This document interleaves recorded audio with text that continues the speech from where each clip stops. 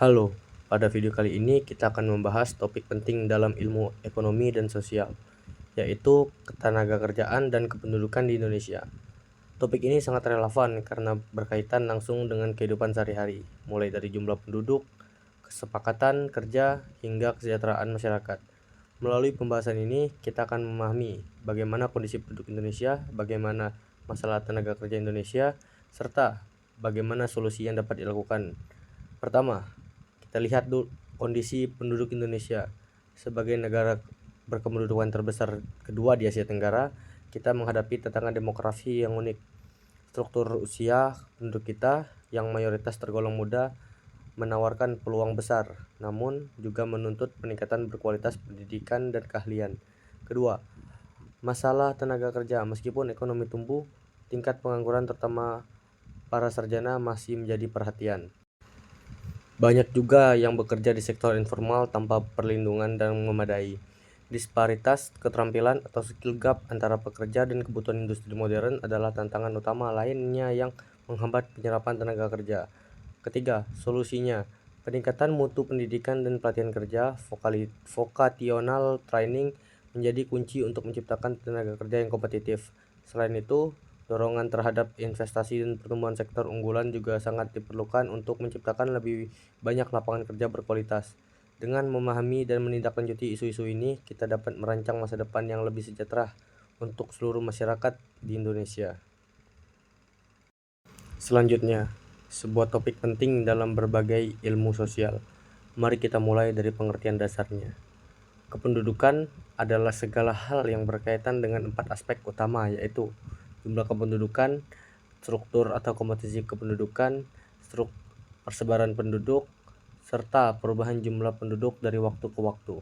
Sekarang, apa saja faktor yang mempengaruhi penduduk dan kependudukan ini? Ada 3 faktor utama yang perlu kita perhatikan. Pertama, natalitas atau laju kelahiran. Semakin tinggi angka kelahiran di suatu wilayah, semakin cepat pertumbuhan penduduknya. Kedua, kematian. Jika angka kematian tinggi, terutama karena penyakit atau bencana, jumlah penduduk akan berkurang. Nah, dan yang terakhir, ada migrasi atau perpindahan penduduk. Ini terjadi dalam berbagai bentuk seperti imigrasi, emigrasi, dan transmigrasi. Nah, dan imigrasi masuknya penduduk dari luar negeri, sementara emigrasi adalah keluarnya penduduk ke luar negeri. Sedangkan transmigrasi adalah perpindahan penduduk yang terjadi dalam negara itu sendiri, misalnya dari Pulau Jawa ke pulau lain. Itulah 3 faktor utama yang mempengaruhi hal tersebut. Dan juga, pernahkah Anda bertanya-tanya, selain dari jumlahnya, apalagi yang membuat struktur penduduk suatu negara begitu penting? Mari kita bedah. Penduduk dibagi 3 kelompok, usia muda, produktif, dan tua. Setiap kelompok memiliki peran unik dalam sebuah negara. Salah satu ukuran pentingnya adalah rasio ketergantungan. Ini adalah perbandingan antara penduduk yang tidak produktif dengan yang produktif. Jika rasio ini tinggi, berarti beban ekonomi pada kelompok produktif semakin besar untuk mendukung kelompok non-produktif. Namun, Indonesia sedang mengalami bonus demografi, sebuah kondisi istimewa di mana jumlah penduduk usia produktif lebih banyak daripada non-produktif. Ini adalah peluang emas. Walaupun memiliki potensi besar, Indonesia juga menghadapi berbagai masalah kependudukan yang krusial. Mari kita bedah satu persatu. Pertama, jumlah penduduk yang besar ini menyebabkan kebutuhan pangan meningkat dan persaingan kerja menjadi semakin ketat. Kedua, persebaran tidak merata. Mayoritas penduduk terkonsentrasi di Pulau Jawa, menciptakan kepadatan tinggi di kota besar dan kekurangan tenaga kerja di daerah lain. Ketiga, kualitas penduduk yang masih rendah dilihat dari tingkat pendidikan, kesehatan, dan keterampilan. Hal ini membuatnya sulit bersaing di dunia kerja modern. Keempat, urbanisasi. Banyak yang pindah ke kota tanpa keterampilan memadai mengakibatkan peningkatan penduduk di kota-kota besar. Hal ini menyebabkan kepadatan penduduk di kota yang terbilang besar seperti di Pulau Jawa. Dan sekarang kita masuk ke dalam topik yang sangat penting dalam ilmu ekonomi dan kehidupan sehari-hari, ketenaga kerjaan. Jadi, apa itu ketenaga kerjaan? Secara sederhana, ketenagakerjaan adalah segala hal yang berkaitan dengan tenaga kerja, mulai dari sebelum bekerja, saat bekerja, hingga setelah bekerja. Ini adalah sebuah siklus yang mencakup semua aspek, dari persiapan dan pencarian kerja, kondisi dan hak di mana kerja, tempat kerja, hingga masa pensiun dan jaminan sosial. Mari kita definisikan istilahnya. Pertama, tenaga kerja. Ini merujuk pada semua orang yang bekerja secara hukum dan fisik mampu dengan rentan usia 15 hingga 64 tahun. Kedua, angkatan kerja. Ini adalah bagian dari tenaga kerja yang sudah bekerja baik secara penuh maupun paruh waktu atau sedang dalam proses mencari pekerjaan. Jadi, perbedaannya adalah semua angkatan kerja adalah tenaga kerja, tetapi tidak semua tenaga kerja merupakan angkatan kerja. Beberapa mungkin tidak mencari pekerjaan secara aktif, itulah fondasi dari konsep ketenagakerjaan. Memahaminya adalah langkah pertama untuk mempelajari isu-isu ekonomi yang lebih kompleks. Sekarang kita akan membahas secara mendalam tentang tantangan ketenagakerjaan yang kompleks, mulai dari pengangguran hingga isu upah rendah. Pertama, mari kita definisikan pengangguran. Pengangguran adalah kondisi ketika seseorang tidak bekerja tetapi memiliki keinginan dan kemampuan untuk bekerja. Terdapat beberapa jenis pengangguran. Yang pertama, pengangguran struktural. Ini disebabkan oleh perubahan struktural seperti hilangnya lapangan kerja di suatu sektor industri. Kedua, pengangguran friksional. Ini adalah periode transisi ketika seseorang sedang dalam proses mencari pekerjaan yang sesuai dengan keahliannya. Ketiga, pengangguran musiman. Jenis ini sangat bergantung pada musim seperti pekerjaan di sektor pariwisata atau pertanian yang fluktuatif. Dan keempat, pengangguran teknologi. Seiring kemajuan teknologi, banyak kerjaan manual kini berganti oleh mesin dan otomatis mengakibatkan pengangguran.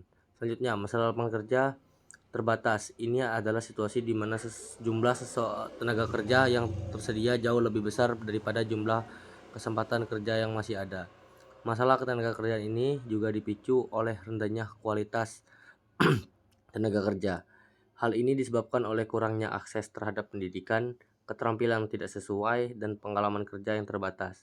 Terakhir, isu upah rendah. Masih banyak pekerja di berbagai sektor yang memperoleh penghasilan di bawah standar hidup layak, menciptakan tantangan untuk selanjutnya.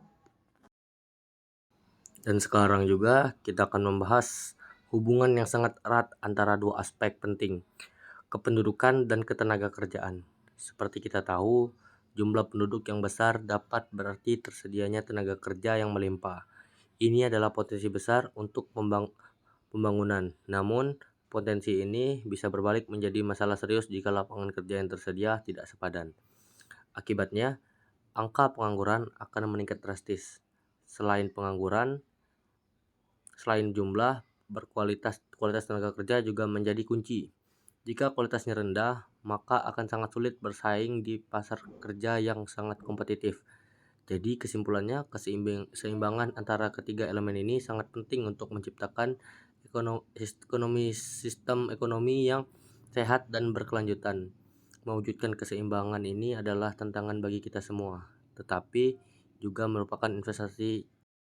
Sekarang saya akan memandu Anda dalam pembahasan mendalam tentang dua pilar pembangunan nasional, kependudukan dan ketenagakerjaan. Mari kita mulai dengan bidang kependudukan. Ini adalah fondasi yang menentukan kualitas dan arah sebuah bangsa. Pertama, program keluarga berencana. Ini adalah program strategis untuk memperdayakan masyarakat dalam merencanakan keluarga sehingga dapat mencapai kesejahteraan dan kualitas hidup yang lebih baik. Kedua, pemerataan penduduk atau transmigrasi. Ini adalah upaya untuk menyeimbangkan distribusi penduduk dan meratakan akses terhadap sumber daya di seluruh wilayah negara.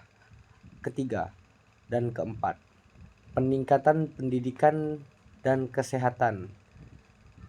Investasi ini menciptakan sumber daya manusia berkualitas yang merupakan moto utama dari pembangunan.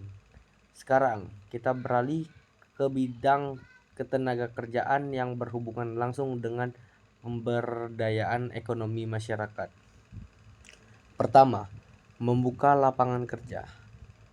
Pemerintah berupaya menciptakan peluang kerja melalui berbagai kebijakan, mulai dari proyek infrastruktur hingga mendukung sektor-sektor unggulan. Kedua, pelatihan kerja atau vokasi. Ini sangat penting untuk meningkatkan daya saing angkatan kerja dan mempersiapkan sesuai dengan kebutuhan pasar kerja. Ketiga, mendukung UMKM dan wirausaha. Hal ini dibutuhkan karena agar para wirausaha kecil tidak terlalu bersaing dengan perusahaan-perusahaan besar. Hal ini juga bisa meningkatkan ekonomi Indonesia. Menjelaskan kestabilan sosial sambil ekonomi yang diletakkan seluruh bisnis ini. Saya berpikir NDO tidak perlu berdapat sesuatu ketidakpercayaan, membiarkan masalah-masalah ini terus berlanjut tanpa ada solusi. Pertama, saat angka kemiskinan segera meningkat, sebagian besar masyarakat akan kesulitan memenuhi kebutuhan dasar mereka, menciptakan siklus kemiskinan yang sulit diputuskan. Kedua, tingkat kemiskinan dan ketidakpuasan sosial akan mendorong meningkatnya kriminalitas. Kejahatan seperti pencurian dan pemalsuan bisa menjadi alternatif bagi mereka yang putus asa. Ketiga, kesenjangan antara golongan kaya dan miskin akan semakin lebar.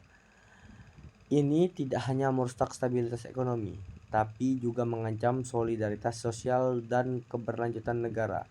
Tapi jangan khawatir, karena kita masih punya banyak waktu untuk bertindak dan menunda hal ini terjadi.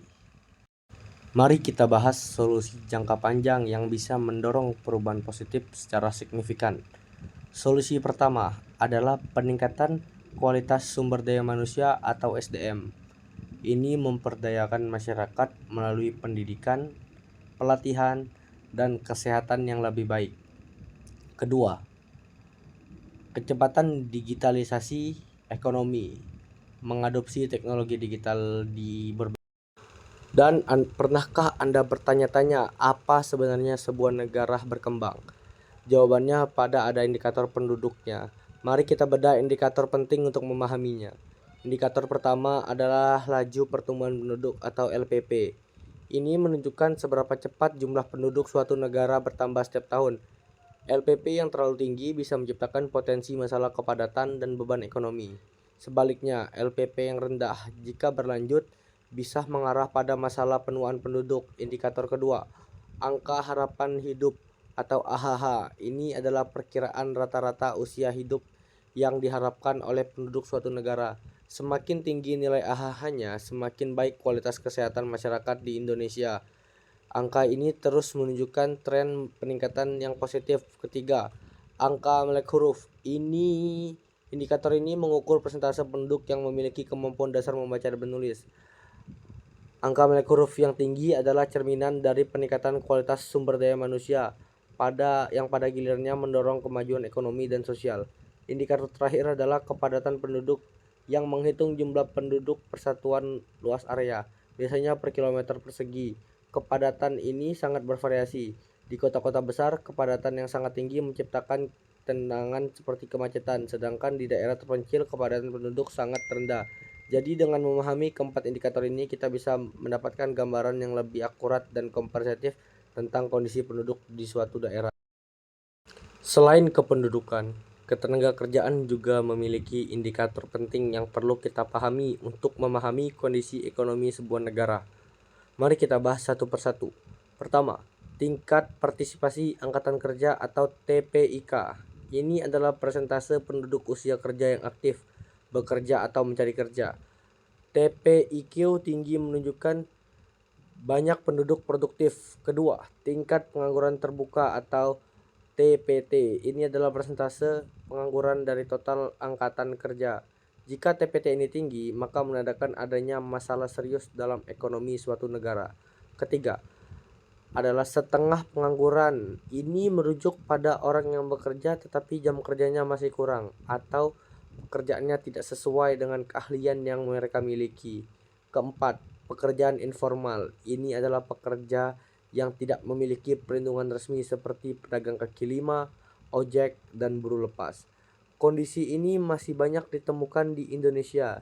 Itulah 4 indikator penting ketenagakerjaan. Memahami ini bisa membantu melihat. Pernahkah Anda bertanya-tanya kemana tersebarnya lapangan kerja di Indonesia? Mari kita bedah bersama 3 sektor utama secara detail. Pertama, sektor primer. Ini adalah fondasi perekonomian kita yang berhubungan langsung dengan alam, mengambil sumber daya. Lalu luar biasa bukan? Aktivitas ini seperti pertanian, perikanan, dan pertambangan. Mayoritas berlokasi di daerah pedesaan. Selanjutnya, sektor sekunder. Disinilah transformasi terjadi. Bahan mentah dari sektor primer diolah menjadi bahan jadi siap jual. Contoh industri dan manufaktur. Dari pabrik tekstil hingga pabrik mobil, semua proses produksi berada di sini.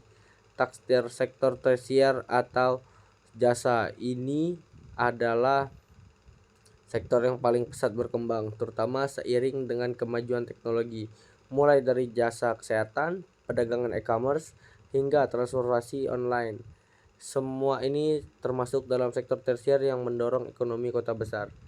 Jadi dari alam primer ke produksi dan sekunder hingga jasa tersier ketika sektor ini. Dan sekarang juga saya akan memandu Anda dalam perjalanan untuk memahami bagaimana perkembangan teknologi dan globalisasi mengubah landscape ketenagakerjaan kita secara drastis. Mari kita mulai dengan dampak positif pertama. Teknologi telah membuka peluang kerja baru yang sebelumnya tidak pernah ada. Munculnya pekerjaan digital seperti content creator, data analis, desainer UX adalah bukti nyata dari inovasi ini. Selain itu, akses informasi menjadi lebih luas. Siapa saja dapat belajar keterampilan melalui internet, membuka pintu untuk bersaing di pasar kerja global. Namun, ketika kemajuan juga membawa tantangan, dampak negatifnya pertama adalah banyak pekerja yang kini digantikan oleh mesin dan otomatis. Kedua, persaingan kerja menjadi lebih ketat secara global. Seseorang profesional di Indonesia kini bersaing adalah rekan-rekannya di India, Cina, atau Amerika Serikat. Ketiga, menyebabkan kesenjangan keterampilan skill gap semakin meningkat. Mereka memiliki keterampilan digital berkembang sementara yang tidak bisa tertinggal. Mari kita lihat contoh nyatanya di banyak supermarket dan toko retail. Pos kasir yang dulunya dikelola manusia kini digantikan oleh mesin otomatis. Di sisi lain, kita melihat eksplosiasi pertumbuhan pekerjaan online. Profesi seperti content creator, desain grafis freelance, dan influencer menjadi sumber penghidupan yang valid. Jadi, teknologi dan globalisasi adalah dua sisi mata uang. Mereka menciptakan peluang kerja luar biasa, tetapi juga menuntut kita untuk terus beradaptasi dan kita akan membahas kembali hal-hal yang saat ini menjadi masalah sosial khusus saat ini. Pengangguran dengan fokus pada 3 aspek utama. Pengangguran terdidik. Manusia ini adalah kondisi di mana individu telah menyelesaikan pendidikan sekolah atau kuliah, masih belum mampu menemukan pekerjaan.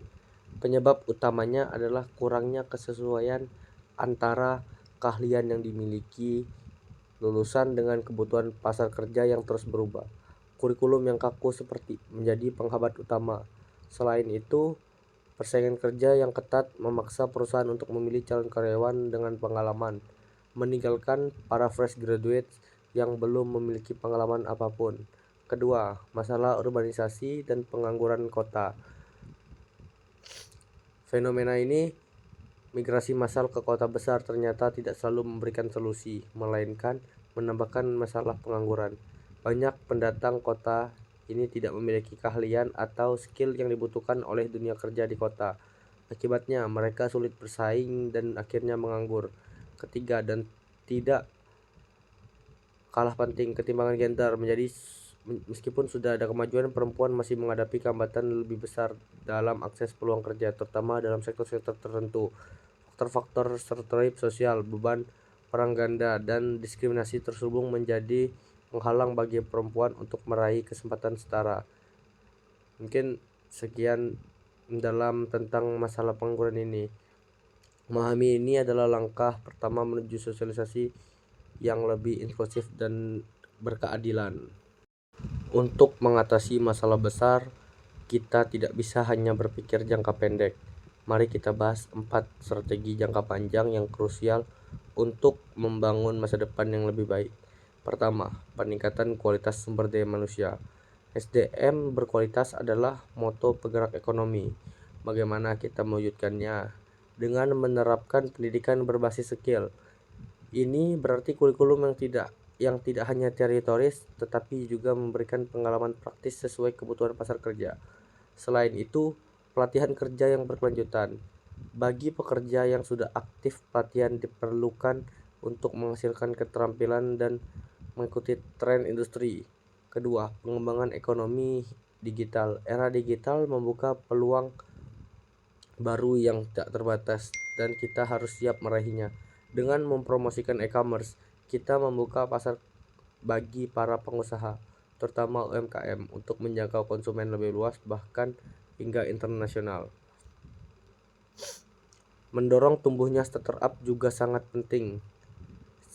Seringkali menjadi motor inovasi menciptakan lapangan kerja baru di sektor teknologi. Selain mengembangkan pekerjaan freelance atau kerja kontrak, ini memberikan fleksibilitas bagi pekerja dan akses talenta untuk berusaha. 3. Pemerataan pembangunan. Pembangunan yang seimbang adalah kunci keadilan dan pertumbuhan ekonomi yang sustainable secara keseluruhan. Ini tidak hanya fokus pada pembangunan di kota besar, tapi juga memberikan perhatian serius pada daerah-daerah tertinggal. Keempat dan terakhir, mendorong kewirausahaan. Seseorang kewirausahaan tidak hanya menciptakan lapangan kerja untuk dirinya sendiri, tetapi juga untuk orang lain. Dengan membuka usaha sendiri, individu dapat mengubah idenya menjadi realistis, berinovasi, dan berkontribusi langsung pada pertumbuhan ekonomi lokal maupun nasional. Inilah 4 pilar strategi jangka panjang. Dengan mengimplementasi keempatnya secara bersamaan, kita menciptakan fondasi yang kokoh untuk masa depan yang lebih prosperous dan adil. Permasalahan ketenagakerjaan dan kependudukan di Indonesia bukan hanya tentang jumlah penduduk, tetapi terutama pada kualitas sumber daya manusia dan kesempatan kerja. Kita sering mendengar istilah bonus demokrasi. Ini adalah peluang besar bagi negara kita, namun potensinya tidak akan terwujud tanpa dukungan yang tepat. Tanpa keterampilan yang memadai, bonus demografi ini justru dapat menimbulkan masalah, pengangguran yang serius, tenaga kerja yang tidak terlatih akan sulit bersaing. Kesimpulannya, jumlah penduduk yang besar akan menjadi kekuatan sejati jika didukung oleh kualitas sumber daya manusia yang tinggi dan tersedia di lapangan kerja yang cukup. Inilah kunci untuk mengubah potensi demografi Indonesia menjadi motor penggerak ekonomi dan kemajuan bangsa. Mungkin sekian pembahasan dari saya. Terima kasih sudah menonton.